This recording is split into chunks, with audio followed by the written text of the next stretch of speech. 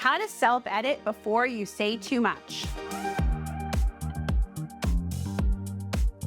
Ever walk away from a conversation thinking, why did I say that? Or maybe you've spilled way too much personal details to someone who you barely know. If you've got ADHD, impulsive talking and oversharing can be a real struggle. But don't worry, I've got your back. Today, we're going to talk about how to self-edit before you say too much so that you can keep conversations flowing without regret. Without regret sounds so nice. Let's get into it. Why do we overshare? Oversharing isn't just a habit.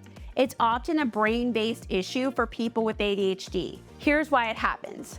Impulsivity. Your brain skips the filtering step and words just spill out. Excitement and passion are definitely factors. You love the topic, so you just keep going. Or you're emotionally kind of a little distraught or hyped up, or you have some emotional reason and everything just spills out.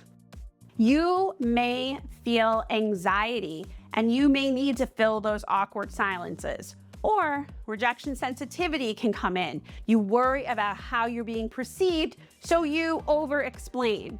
There's also research that shows that people who were not listened to as children and were overly criticized can fall into a pattern of over-explaining, and I definitely resemble that remark. Executive function challenges are often in play here. Your brain has trouble pausing to evaluate what's appropriate to share. Don't worry, this isn't a you problem, it's an ADHD problem, and the good news is you can learn to manage it. The power of the pause is so amazing. Here's the #1 trick for self-editing.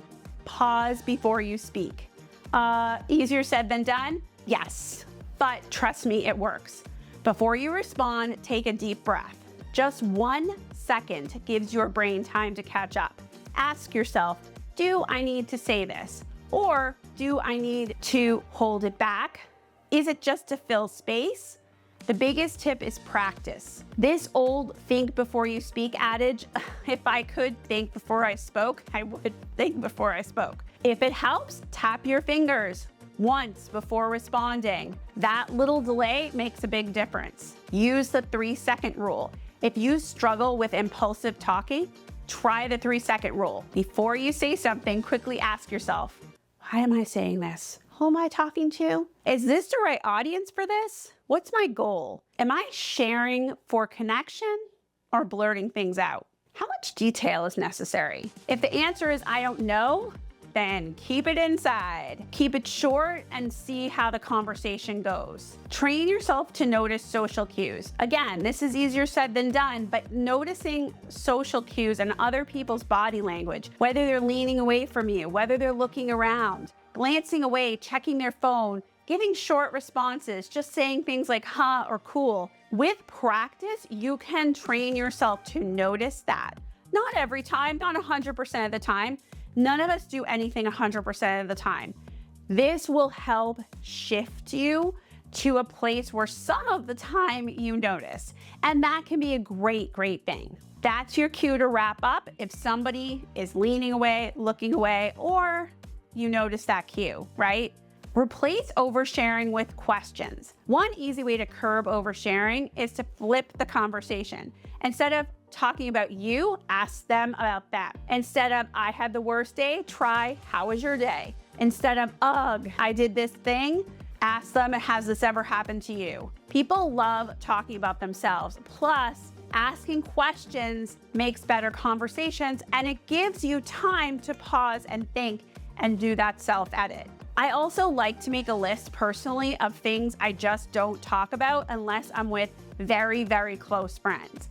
So you may want to make that list. Credit card debt, past marriages, childhood trauma. I make it a habit not to talk about those things. And that helps me personally edit because if I allow myself to talk about them, it's harder to have a filter. That's just me, you do you, but it is something that I have found personally works really well because those aren't topics for the general public. They're not even topics for acquaintances or emerging friends. They're topics for close friends. Sometimes even when you try to self-edit, you still end up oversharing. It happens. That's why we need a conversation pivot to recover, because let's face it, we have to sort of shift gears sometimes. So you can say, wow, did I go on a rant? What were we talking about? Okay, enough about me. What's new with you? You can say, I think I just overshared. Anyway, what's your take on? Just own it, laugh it off. It's not a big deal. And that way people will be less uncomfortable about it. Oversharing and impulsive talking can feel impossible to control, but with practice, you can get better at self-editing. I've worked with thousands of people on this, and one of the things I've noticed is that it is all about practice. And practice makes it easier. Let me know what you think in the comments. Have you ever been able to self-edit? What do you think about oversharing? Is it something you do regularly? Please like this video, subscribe to my channel, and let me know what you think in the comments. Bye, friends.